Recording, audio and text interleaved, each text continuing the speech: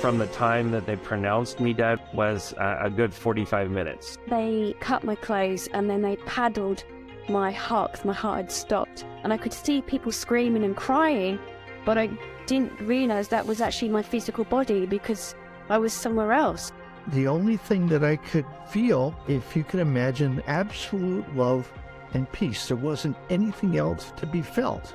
I was greeted by people I'd known in the past. I'm back home again. Incredibly safe and felt at home. Welcome to Round Trip Death, everybody, and to our very specialist guest today, Heather Vandermeyden. How are you, Heather? Good. Thank you for having me. I'm excited to be here. Well, I appreciate you being on here. And I know you have not talked about your NDE much. This is your first podcast. And so thank you for trusting us. And I appreciate you being here today.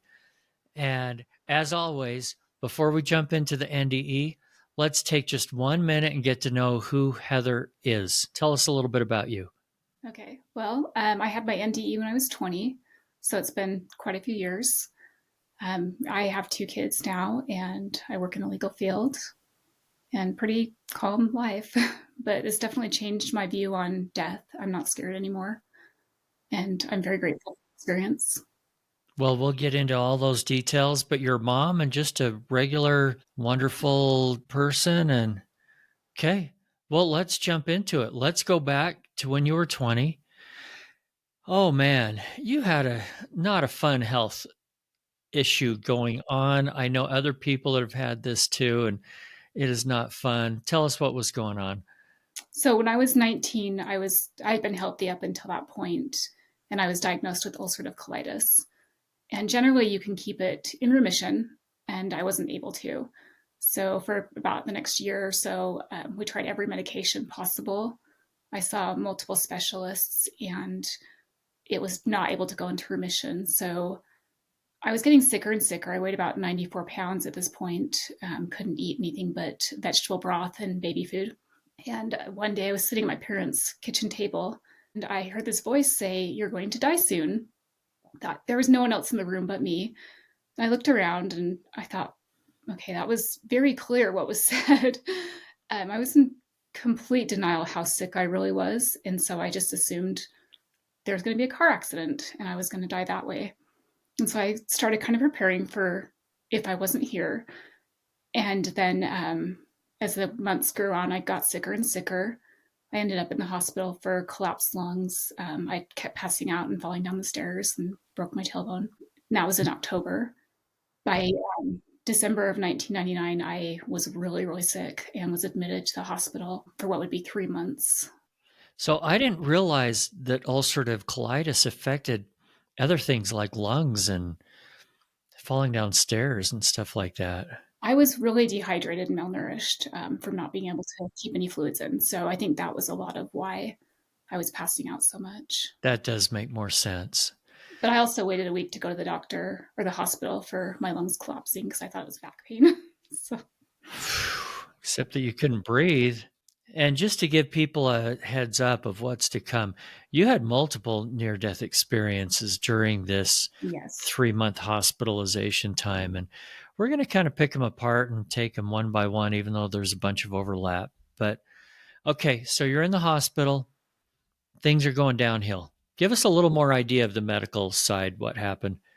Okay, so I was admitted on December 20th, and they did some abdominal ultrasounds, CAT scans, x-rays, and said, we need to remove your large intestine. It's basically, it's falling apart. You have about 24 hours before you'll die from complications. Again, I was in severe denial, and I said, well, I don't think I'm as sick as you think I am. And I have a family Christmas party, so why don't I just go to that, and then I'll come back in a couple of days, and we can talk surgery. They laughed and kept me and did surgery on the 23rd. Effectively, they removed my large intestine completely. It's a 3-part surgery that they give you an ostomy, which is a colostomy bag, while your body heals. And then when your insides are healed, they go in and take your small intestine and form a loop at the end. It's called a J pouch, and then hook you up, hook your body part together. That's how you you use the bathroom now instead of a colostomy bag. So that was the plan, was to just do the 3-part surgery.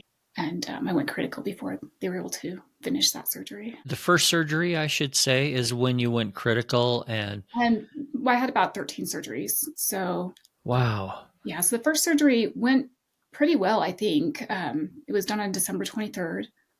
And then New Year's Eve of 1999, which was Y2K, I was recovering still in the hospital. It was a pretty major surgery. I had an 8-inch incision on my stomach. But as the nurses were checking on me, my body started lifting off the bed, and I was about shoulder height with the nurses. Okay, hang on. You said your body was lifting off the bed.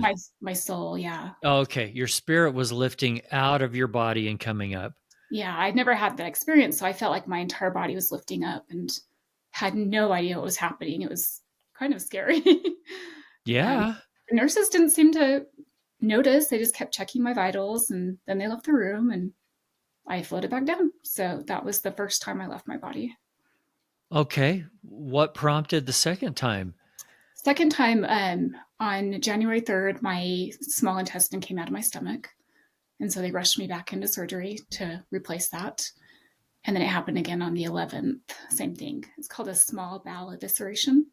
The second time on the 11th, that's when I went critical. I developed what's called ARDS, acute respiratory distress syndrome, where basically your lungs fill with fluid and you drown. My heart rate was 190 beats per minute, and my body started crashing. So they had a critical care team of 8 nurses that were trying to stabilize me, and asked my family to leave the room. And the next thing I knew, I was in a hospital bed being pushed down the hallway, screaming, "Everyone move, get out of the way." And that's when I left my body the second time. Was it very similar? Did you just kind of float up, or was it different? This was totally different. I remember being with the nurses in the room, and everyone was working fast. And then I don't remember flying down the hall. My family told me about that. The next thing I remember is sitting off to a side. It almost looked like stadium seats that you'd see if you go to like a rodeo or something. And to the right was a nurse's desk. And the nurses were, they had their clipboards, they were answering phones. And then to my left, I could see a hospital bed with nurses all around it. And they were working at a fast pace. And I could see a girl that was having severe problems breathing. Her chest was moving up and down really heavily, and she was hysterical. And so I watched for a few minutes and thought, this poor girl, she looks terrible. She looks near death. And then I noticed that I could feel the nurses' thoughts, and they were terrified. And as I watched a few minutes longer, I realized that that body was me. And I had no feeling for her whatsoever. It didn't feel like my body. I didn't have an emotional connection. It was like watching a show on TV and not really caring what happens, but you're kind of interested. And so I watched them intubate me and get me stable. And then the next thing I remember is waking up in a hospital room with my arms tied to the bed, a ventilator in my mouth, and a nurse screaming at me to hold still and not touch. I kept trying to pull the ventilator out. Yeah, so they'd strap you down. Wow, trauma. Yeah. Okay, what happened next? That nurse actually was quite abusive throughout my hospital stay. I was in the shock trauma unit of the hospital, and I would go from room to room. So for the next 3 weeks is when I would pop in and out of my body. Quite often, I think I've counted about 20 different experiences between the shock trauma unit and the respiratory care unit for the heart and lung ICU. So the first time after that, I was laying in bed, and all of a sudden I felt myself moving up in the air at a very, very fast speed. It was completely dark around me, and there was a man next to me. He was really close, about right here probably, and he was dressed in a black tux type suit. He looked like he was from the 1800s. He had a black top hat on. He actually reminded me of Abe Lincoln, his facial features. It wasn't him, but that's what it reminded me of. And he stayed with me. And he never said anything, but everything around us was dark except for him. He emanated this light around him, and he wasn't scary, but everything else was scary because we were moving so fast. And so when I would start to panic, I'd pop back in my body. And then a few minutes later, it would happen again. And it happened multiple times over a 3-day period. So I quit sleeping. I couldn't tell anyone because I was intubated and I was really, really critical at this point. My fevers were like 107.5 degrees. And I developed some pretty severe complications from all the surgeries. I had a bunch of blood transfusions. Just my liver was shutting down. I mean, it was pretty bad. So for about 3 days, that would happen, and I quit sleeping. I was terrified. And so the nurses eventually sedated me, and I was able to sleep, and then I didn't go back into there. And now looking back, I know it was a tunnel. And I'm sure there was light at the end. I just never got there because I would panic. That's interesting. Tell me how you felt like you were moving fast. What was it that made it feel like that? It was interesting because my hair wasn't moving in the wind or anything, but it's like it almost felt like you're being shot through a rocket, or when you stick your head out a window of a car when you're driving really fast. Like you just know there's this extreme speed, but you were also kind of lifeless in a way that it was completely still. There was no noise. It was quiet, but I could just tell that I was moving so fast, and it was terrifying to me because I was still confused about what was happening. Any idea where you were going? Probably towards the light, I think. I mean, I was really, really critical at this point. Okay. All right. Well, keep going because I know there's more even than that. At this point, I was in shock trauma, which is the very critical care unit of the hospital. I was across from the nurses' station. I had family that was with me a lot of the time, and they would remark later, we talked about it, and they said that suddenly my face would get blank and there was no movement. They could tell I wasn't there. One of the experiences that I had, I left my body and I found myself in a room that was very tall. There was no ceiling, and it was different colors of light, almost iridescent. And there was a door to the right. It was wood, but the top part was like it had a window to it. You could see, it was just this way you could see through the window. And there was a tall, almost like a shelf or a ledge, about 10 feet up. And there was an older couple. It was a man and a woman, and they were sitting there. And so I felt myself floating up towards them, which seemed completely normal, and sat with them. And they told me that they worked in the critical care units of the hospital, and they would help the patients. If they were going to pass away, then they would see God in the window of the door and know that they were supposed to help that patient to pass on to get them to the other side. And if they weren't, they would help in their recovery here. If the patient passed, then they would comfort the family as well. And so I was able to go with them to a couple of different rooms. One was a young man that probably late teens, early 20s, that had been in a car accident. He had a lot of the same life support equipment I did. He had his parents and a sibling that were in the room with him. And they knew that he was not going to make it. And so they sat and put their hands on the shoulders of the family members and gave them love, just sent all of their love to the family to comfort them. And he did pass away at that point. And so there was a couple of different experiences like that. And I was able to see God in the door, and he was beautiful. He had these piercing blue eyes and like this just white silvery hair that was just different colors of light that we don't have here. You know, so it was very clean cut beard. And just he emanated love like I've never seen here. He knew every one of us, and I could tell that he cared so deeply for everyone that was there. So at one point I asked the nurses, not the nurses, the angels, I said, I don't know why I'm here still. I'm obviously dying. I'm extremely, extremely ill. I had been packed in ice in my hospital room because I was so feverish and they couldn't get the fevers down. And these two beings told me that before I came to this earth, I had agreed to take on some of my younger brother's trials, and that that's why my suffering was more so than it would have been otherwise, but that I was helping him with some obstacles that he would have in his life to take away that pain from him, basically. And he was a teenager at the time and didn't have any trials, but he did have a child later on that has some critical health issues. And so I don't know if that's what it was, but I would do it again in a second for my nephew. So yeah, I have a whole bunch of questions, but I'm fascinated by this. And so I would say just keep going. We'll come back to all the questions. Okay. So the next one I can think of, there was two children that came at the end of my bed. A little boy that had blonde curly hair and hazel eyes, and a little girl that was a little bit younger. She had blonde straight hair and hazel eyes. And then sometimes an older man would come with them that was in a gray suit. And I didn't know who they were. And so I'd tell my mom, there the kids are again. And she'd say, who are they? And I said, I don't know who they are. And she said, is the man your grandfather that's passed? And I said, I don't know. I don't remember what he looks like. And so they came quite a few times. And eventually they didn't come again. I didn't know who they were. I was married at the time, but I didn't have any children. Okay, I want to make sure I get this. So you're awake now when these children come to your room. You're not out of your body. You're in your body. I'm in my body. Mm-hmm. You're not intubated anymore, so you can talk. Yeah. And I'm probably bouncing from place to place, but at this point, I was intubated for about 2 weeks. This was when I was not intubated.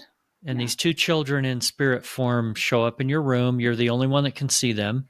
Yeah, and I'm telling my mom, there they are, and she's like, where? I don't see any kids. And she's freaking out because, I'd been telling her, I was with grandma and my grandma's passed away.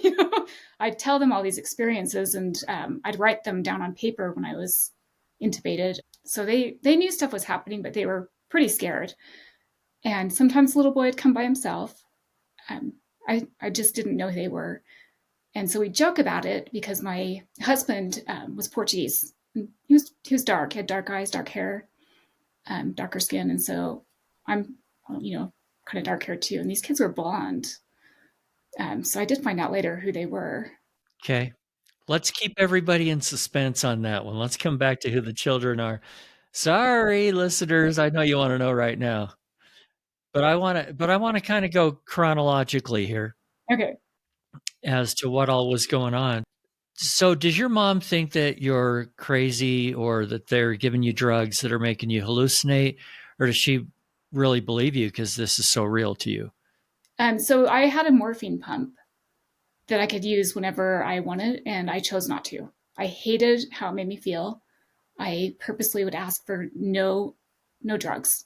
The only time that we would use the pump is when I'd have to get up and walk, because when they'd gone in for the fourth surgery, which was, I had liters of abscesses, they had positioned me wrong and I had to learn to walk again. It caused foot drop. They left my stomach open because it was shredding and they couldn't shut it. So I just kind of pack it. So when I'd walk, they would use the morphine pump, the nurse would, because it was pretty painful. But other than that, I was pretty lucid. I'm a pretty honest person. I don't come up with weird stuff like this. Sure, but people do hallucinate if they're on a lot of morphine or something, but you weren't. No, the only time I had a lot of narcotics in my system was when I go in for surgeries. I would be obviously put under. But for the most part, I tried to not have any pain medication, and I would just hold really still. I had so many machines attached to me that it was hard to move anyways. But I was pretty, lucid. What else happened? So when I was at my worst, when I was 105-degree fevering, I left my body and I went to this building, and it was really tall. The doors were just probably 10 feet or more high, and it had pillars on the front of it. It kind of reminded me of like an ancient Greece building or one in the Middle East. And I found myself outside. There was no one out there. I did have a guide that would come with me to all of these. He was always there when these experiences were happening, and he was always behind my right shoulder and would just kind of be there with me. And sometimes he would talk with me, but he was there at that point. And I thought, this is a really cool building. And the next thing I knew, I found myself inside of the building, just popped into it. I didn't go through a door. I was just there. And then when we got to the entrance, he took me to a room that was full of books. And I love to read. There was just thousands of books, and they filled the ceiling, from the ceiling to the floor. And it was a round room with this gorgeous wood exterior everywhere, and there were scrolls. And so he would open the scrolls and show me, let me stay there as long as I wanted to. And I feel like this room was, to me, the room of knowledge. There was so much knowledge in there. But I was told that I'd forget some of my experiences once I returned to my body, and I don't know what was in those books. But after we left that room, we went to the entrance again of this building. And off to the right, there was a desk, but just past that was a podium, like if you're giving a speaking, speaking to people. And the podium had a small desk attached to it. And as we walked towards it, the podium started to move to the left, and there were stairs. And I just went down the stairs. I just felt like I needed to be down there. And when I got to the entrance to the downstairs, this building was sandstone. It was very ancient. And when I got down there, there was pools of water and waterfalls. There was no plumbing like we'd have now or electricity, but there was windows that went from the entire ceiling, down a couple feet the entire way. So it was very lit with light, but I was told that the water was healing water and that it would help my soul to heal. And there was a pool that I went and sat in, and I could feel the water. I could hear it lapping against the sides. I can still hear the sound it made to this day. It was very calming. And I just would sit in the water. I would go multiple times. I was at my most sickest and in the most pain. I would find myself in this area again. There was a waterfall there that was about 5 feet tall, that at one point there was a mother with her 2 children there, a little boy and a girl. And they were just splashing in the water and having a good time. And it was just such a beautiful scene to watch, because there was so much love in this room. I could tell how much she loved her children. And my guide stayed with me whenever I was there, and he told me that not everyone could be in that room, that it was only for people that were pure, that needed to heal, and that the water would heal them. And if someone accidentally got in there that wasn't supposed to, the water would turn to mud. And at one point it did turn to mud and flowed into a cave area behind where I was. But the water was very, very, healing. Again, for me, it was probably one of my favorite experiences, because I felt so much love there. There was so much loving energy in the water itself. So this place of the healing waters, since you've healed and come back, have you found any place that looked like that, or pictures of any place in the world that looked like it? If so, tell us so we can maybe go look it up and have an idea. Yeah, so I actually, when I got out of the hospital, I went to the library, because it was still, the internet wasn't huge back then. I got every book on near-death experiences, reading about anything that had anything to do with water. And I didn't find anything, but I would constantly search. And a couple of years after, I did find, I would put everything into Google I could think of trying to find it. What I can see that's the most similar is it's in Jerusalem. It's the pools of St. Anne's of Bethesda. That's what it reminds me of. It was just a very, very ancient looking place. Everything was made of sandstone. It wasn't, an elegant place with marble, but it was just so beautiful to me. And then a couple of years ago, probably about 2 years ago, I saw Solomon's Temple, a picture of what they think that looked like. And that's what the outside of the building looked like. Very similar to that. So. Really interesting. Okay. Is there more? There is more. Keep going. So my grandmother had passed away, and I had a great grandfather and an aunt that had also passed away previous to my hospitalization. And one point I found myself in my grandmother's backyard. My grandfather was still alive, and there was orbs in the back of the yard. It was late at night. You could see stars in the sky, but it was pretty quiet. And these orbs were kind of almost going like this, just bouncing across the back of the yard from the right to the left. And in 3 of the orbs were my grandparents. They were separate orbs. My grandmother, my grandfather, and my aunt. And the other orbs had, kind of reminds me of a lava lamp is how I explain them. Greens and blues and silvers that were just kind of moving around inside of them. They're really pretty. But my family members were in there, and I think it was more of a comfort to me to know that I wasn't alone. And I did spend more time with these family members in different times. At one point, my aunt took me to her house, and she actually lived across the street from my grandmother, and showed me her husband, who was still alive, and showed me him falling in the hallway and passing from his fall. And so I was frantically trying to tell my family, you need to go check on him. And it took a couple of days to communicate with them to go check. And when they did, he was fine. He actually did pass away in that exact same spot, exactly how I saw it 15 years later. which was very validating to me because I'd been telling them he's gonna die. But it was exactly as I had seen it, but 15 years later. So there's a difference in time on the other side than there is here because I don't have time. Wow. I was sad that he passed, but I was like, look, I finally, I knew this was going to happen. At one point, I saw my grandmother and she said, you're going to be fine. You just need to eat more.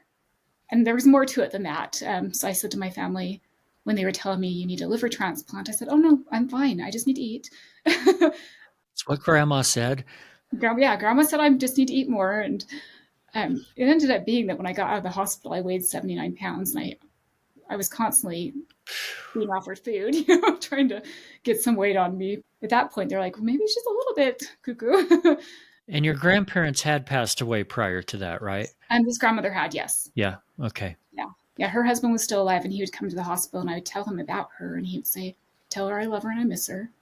So my family was pretty open to it because I don't make up stories, so they knew if I was telling them stuff that it was accurate. Yeah. But I'd also been able to tell them stuff that I'd seen happen when I was out of my body that they could verify. At one point, my nurse had sat me up in bed and had his hands on my shoulders to get me ready to stand up to walk. I had to walk every day. And I left my body and was in a hallway behind him. And I could see him shaking. He had one hand on my shoulder, and another one snapping in front, like the same, wake up, come back. And my mom was next to him and she was freaking out. And I could see a 360-degree view. I could see everything that was happening as I was behind him. And so for quite a few minutes, I sat and watched. This hallway that I was in had these oval or doors that were like kind of like this, or windows, I guess. And they stretched forever. And at the end, it was kind of lit up. But I didn't want to go back into my body. And so I just sat and watched him for a few minutes. And then I heard this voice, which I think was my guide, that said, you need to go back. And so I thought, okay, well, I'll leave my body again when he's gone. And so I popped back into my body. And then you could see the look on his face that had turned from terror to relief. And he said, oh, we lost you there for a minute. And I thought, yeah, I know. I didn't want to come back. So then, I said, do you know where you are? What year is it? Who's the president? And I was able to answer the questions, but it was really hard to get back in my body. If you pop back in, it would kind of shock you, kind of like you slam back in type thing. Let's talk about that for a minute. Okay. Because a lot of people have explained to me what it's like leaving body. It's kind of soft, lifting sort of process. And often coming back into their body is described as being slammed back in. And you're saying it was kind of a shock? Sometimes when I would come back in, it was a jolt to me. Huh. And it would take me a few minutes to realize I was back in my body. Yeah. My husband said at one point he saw my whole body lurch. And before that, I'd been completely unmoving. My face was blank. And then all of a sudden I lurched in like this and looked around the room confused where I was. And then did these experiences just gradually go away? Or was there one time where you were told specifically you have to go back and then that was the last time? That did happen. There was multiple experiences. I was able to go to my house and check on my husband and he was in bed because I've been worried, I've been gone for a while, it's 2 months in at this point. Wanted to make sure he's okay, and he was. And then I heard a voice say, you need to come back, the nurses are coming in. But the time I was told that it wasn't my time, I found myself at what I call the entrance to heaven. On both sides of this area, there were thousands and thousands of beings that were lit. Basically, they were just pure light. They had on these white type robes, and they were all different heights, but they were so vibrantly lit that I couldn't distinguish facial features from any of them. And they were on both sides of the entrance, and I was with my guide. And I knew very distinctly that if I got past the entrance to here, I could stay and I would not have to come back to my body. And that's what I wanted. I did not want to be alive. I was in profound pain and I was just done. I felt such love on the other side that can't be experienced here, that it was my goal to stay there and not come back. And I knew that my family would be sad, but to me, it was just I couldn't handle the pain and I wanted to be there. So as we stood at the entrance, my guide was with me and we telepathically communicated so he could understand and hear my thoughts. But I thought to myself, I just need to get past there and I'm home free and I won't have to return. And I'll just tell him I'm going to go see my grandma for a little bit, just hang out in the garden. And then once I'm there, I won't come back. And he could hear everything and understand. But I was so desperate because I thought this is my chance.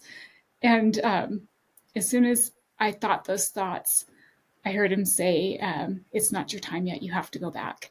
And I immediately popped back in my body. And it was devastating. And that was the last time? There was a couple of other times, but that was probably the last time, yeah. A couple of other experiences. Did you ever have a life review? I didn't.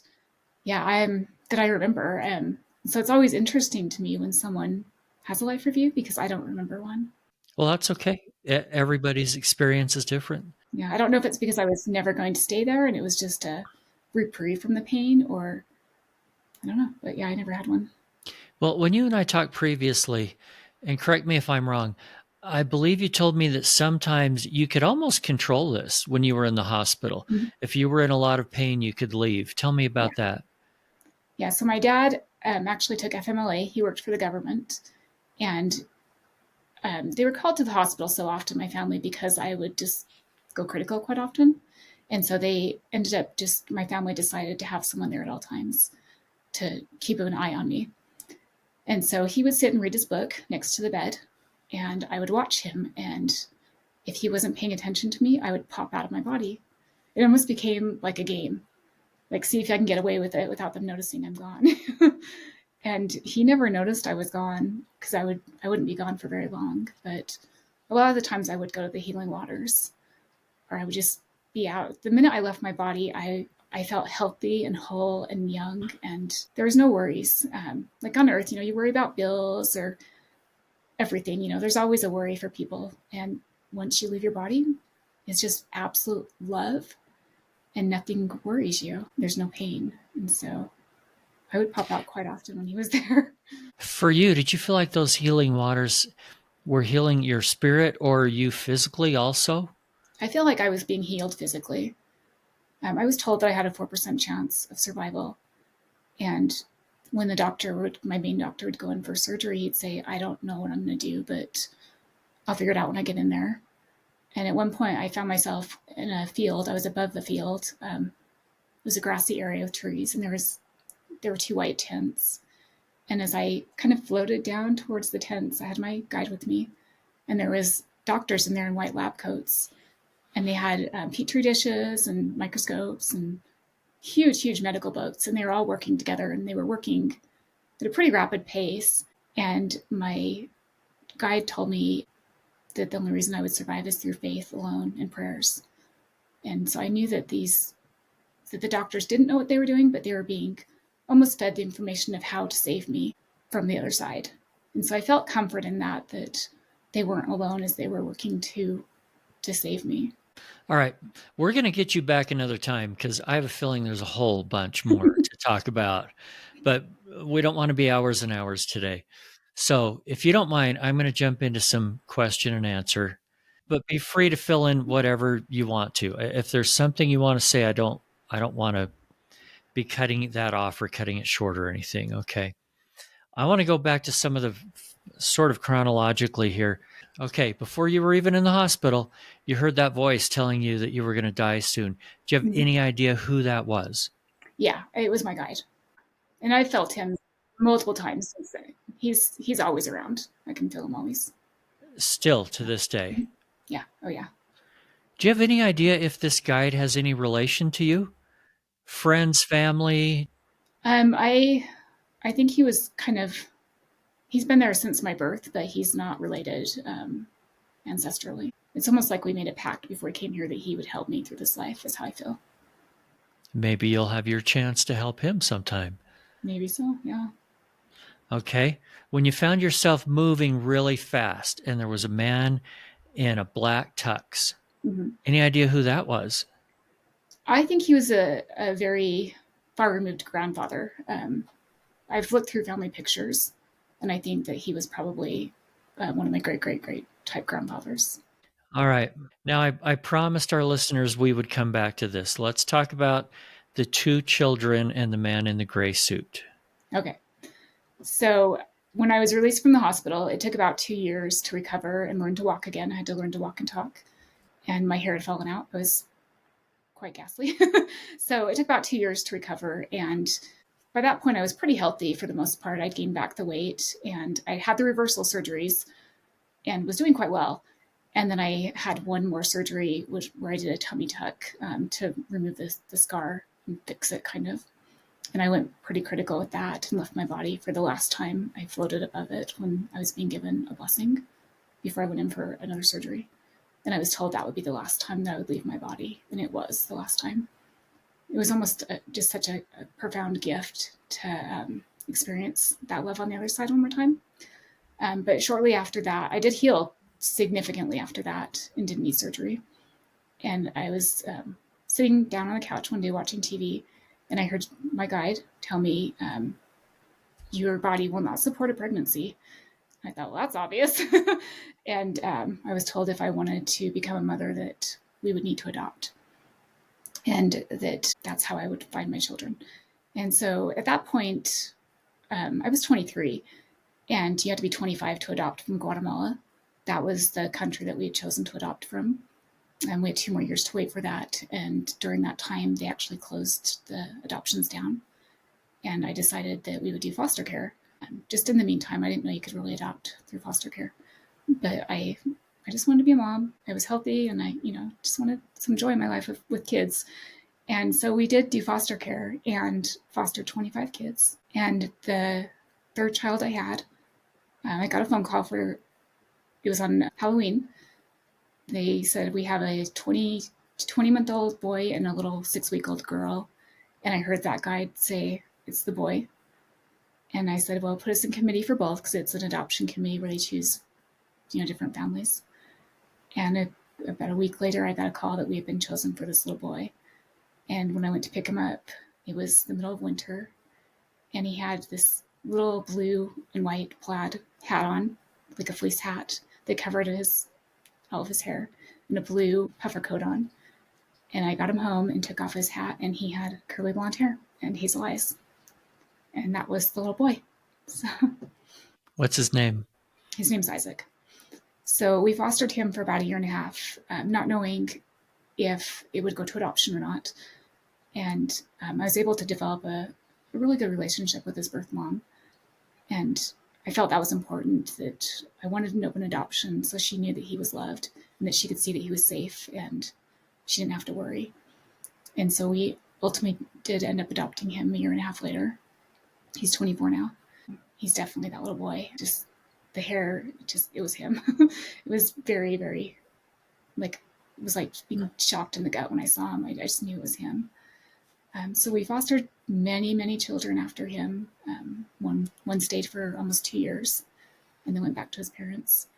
And so a couple of years later, I was thinking, well, I think that this little girl is supposed to be coming, but I don't see her. And so when I was driving, I said to my guide, is she coming? Do I see things that aren't going to happen? And I heard his voice say, it's not time yet. So I thought, okay, at least there's an answer there. And in June of 2005, I woke up one morning and I knew she was coming. I just knew it. And I got a call a couple of hours later from the adoption committee that we'd been chosen for an 11-week-old baby girl. All I knew about her was her name, and that's it. And so when I picked her up from the foster home, she had orange peach fuzz hair and these gray dark eyes. And I thought, well, this baby's not very healthy looking. But as she got healthier with us, her eyes, when she was about 5 months old, turned to that hazel color, and her hair turned blonde as it grew in. And she's definitely that baby that I saw as a child. She was probably about 6 in the hospital when I saw her. It's that's the girl. What's her name? Her name is Sienna. It's awesome. And the man in the gray suit? I don't know. Don't know. Okay. Yeah, I don't know if he was kind of like a guide that brought them to watch over them. I don't know who he is. Okay. You also mentioned just very briefly you were with grandma. Mm-hmm. What was going on there? I was really close to my grandparents growing up. They lived a couple of blocks away from me, and so I spent a lot of time with them. And so it makes complete sense to me that she was there with me to protect me and comfort me, and just be with me when I was leaving my body. I felt her multiple times before and after this experience, and so I know that she's around me. But I think she was sent especially because it would give me it would take away the worry of not knowing what was going on. And when I would leave my body, I felt more at home there than I did here. There was just this profound sense of going home whenever I'd leave.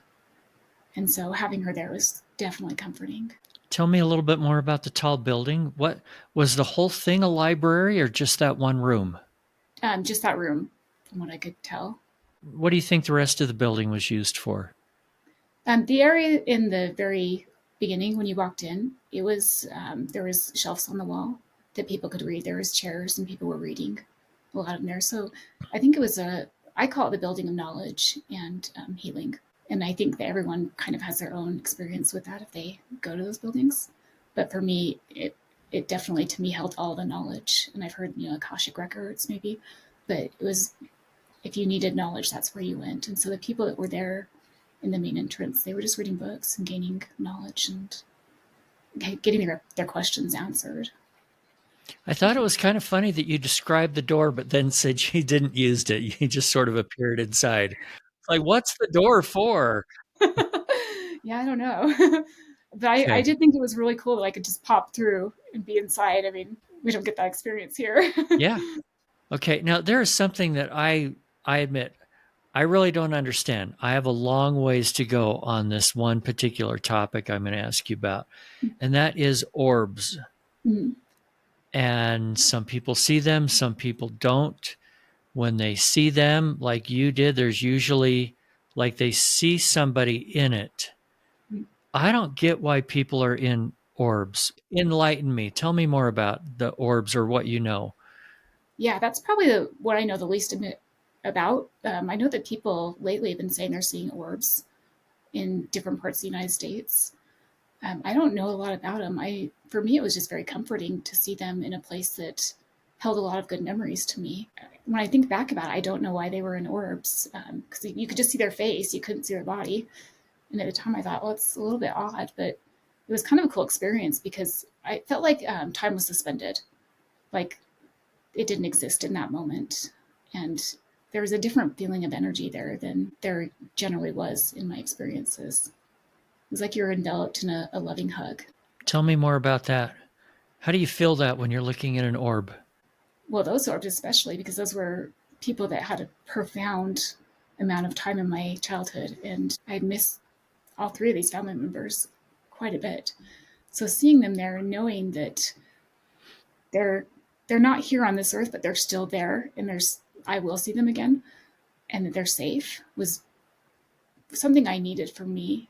Because I struggled a lot. In fact, when I first got sick, the doctors had said, you're just depressed because your grandma just died. And I was like, no, that's not it. I mean, pretty upset about that. But these symptoms are kind of scary. So having them there again was such a gift to me. And it was just something that was so important for me to feel safe. Next, tell me a little bit more about the angels that you saw at the entrance to heaven. I was told that they were family members, ancestors, and there was thousands of them. I could tell that they were there almost to greet me, and that they all had a sense of knowing me from before, and that they all loved me, that it was their goal to make sure that I was loved very much, and that I knew that they watched over me. And so they all had a different job in order to help us on Earth. But they all seemed to know who I was. And there's just thousands of them. And I thought, well, I have a big family, and so it makes sense. But I could tell there's multi generations of ancestors there. Okay, lastly, I want to get back to the door that had the window, I hope I got that right, that you saw God through. Mm-hmm. Tell me more about that. It's funny because it was just a normal door, almost like if you go to high school and they have the doors at the windows. So you can look into the classroom. It kind of reminded me of that. So it wasn't this like spectacularly golden door or anything. It was just a wooden door. you could see the light through it, because God was just light. Like his energy was just pure love and light. And so everything around there was lit up. The room was just so bright. And there was more love in that room with him than I've ever experienced anywhere. And he knew me and I knew him. And I'm not a particularly religious person. I was raised in a very strict religious household, but I've been more spiritual my entire life. But seeing him there, I could feel his love, and I knew that he knew me as a person and that he had always known me, and that my healing was something that he was profoundly involved in. But the amount of love was just incredible. Explain the love. You could take your best day on earth, like the birth of your child or your best vacation, and multiply it 1,000,000 times, and it would not even come close to the amount of love that you feel on the other side. Nothing compares to it here. And it makes it hard to be on this earth sometimes, because life is hard. We have our struggles, everyone does. And I think back to when I was out of my body and didn't have the struggles. And so sometimes it's definitely hard to be here and go through the trials that we have here. But I think this is a classroom for us, and we're here to learn. And in the grand scheme of things, we're not here for a long time, but it feels like we are when we're in the thick of it. But once we leave here, we do return to that home, which is our home. This is just a stop on the way there. Okay, Heather. I really appreciate you spending all this time with me today. And I can tell there's a whole lot more. Like I said a few minutes ago, we're going to have to circle back in a while and have sort of a part 2. But there is one person listening today, and you know who you are, that is struggling with, I don't know about death. I don't know about an afterlife. I don't know about God. I don't know, just struggling. Please say something to that one person. I've found since this experience that when people are sick and getting ready to pass away, that I want to be with them, to tell them how much love there is waiting for them.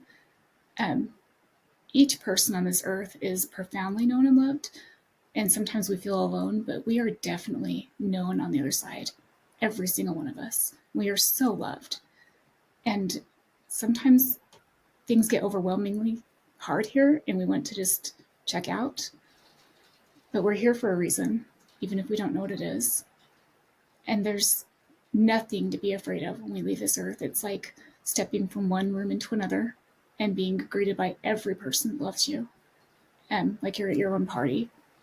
And so if I can say anything to anyone, I don't want people to be scared of death. It's not a scary thing. It's just, there's so much love involved in it. Once we get to their side, we'll be able to see that, but we are very loved. That is a beautiful message of hope. Thanks again, Heather. I really appreciate it. Thanks for having me. I appreciate it. Thanks again for listening and sharing this podcast. Don't forget to hit the follow or subscribe button and sign up for our newsletter at roundtripdeath.com. If you want to share your near-death experience, or if you have questions or comments about the show, send an email to eric@roundtripdeath.com. Until then, I wish you everything good that you're looking for in this life and the next.